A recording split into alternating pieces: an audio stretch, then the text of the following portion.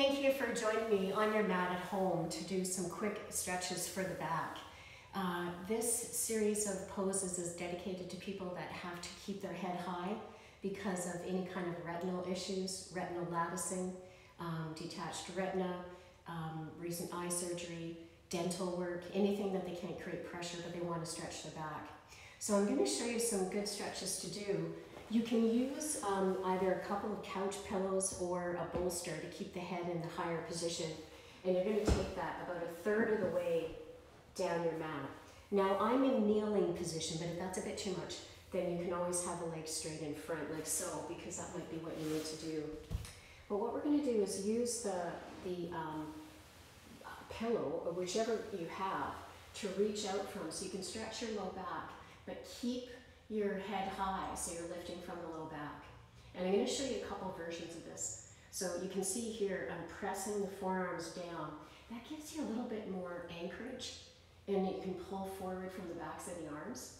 The toes, you really want to keep active, so you can open through the back of the hamstring insertion here. And then it's also good to just kind of pull your bum bones back. One of my teachers used to always have us do that, and I thought, yeah, it's my bum, I can touch it. So it gives you that chance to really lengthen up off the top where the hamstring begins, and you come forward. So you could have the, if you really need to stay high, you could support yourself this way.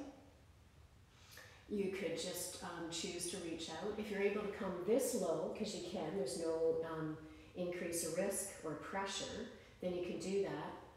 But I love to show these little ways that you can adapt your practice, because a lot of times we'll think after a certain event or surgery, something that's happened in the body, you think, oh, I can't exercise or I can't stretch or do yoga because I can't change put any pressure on my head or on my eyes, and it's not true. You can modify all the poses. So then you can come up. Then take this arm back and give a really good lift and a good twist and draw the shoulder back. So you're pressing into this palm on your couch pillows or your bolster, and you're turning, opening, and then come back. And then rotate again, press into that palm, feel yourself lift again right up from the low back as much as you can, opening, rise, and come back, and good. And then in the last video I showed a lot of forward bends. Now I want to show you a gentle, a good way to open the front body. So you're going to come down onto the stomach, and instead of doing a large back bend, we're going to go into Sphinx, which is to press the elbows right underneath the shoulders, gaze ahead, press the tops of the feet down, that'll draw the tailbone down, bend the knees, lift the pubic bone area up, scoop it under to lengthen the low back, and then press into the palms and gaze ahead, and just stay with your breathing. And you want to have the shoulder blades down, and then look over to the right and slightly up, or a lot up. You could lift the chin, and you're opening. So here's some changing of the usage of the neck, so you get some stretch there. And then breathe into the middle. Exhale, look up. Take the shoulders down, so you're pressing into the forearms and the elbows to get that lift as you're gazing up. And then turning to the center. And then you can straighten the arms a little, come up, gazing ahead. Press the tops of the feet down.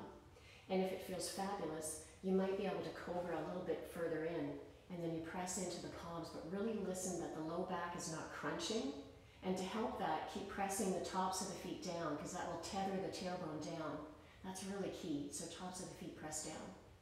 And then you can come down. Okay, you take the hands right beside the chest. Breathe in, come up. And then return. I'm going to pretend the bolster's here. Return to the child's pose. With your head on the edge of the pillows, grab your pillows or bolster. Support, and then counter stretch back with the palms really palming the mat out there, and you're sliding the shoulder blades down the back to lengthen the spine. And breath.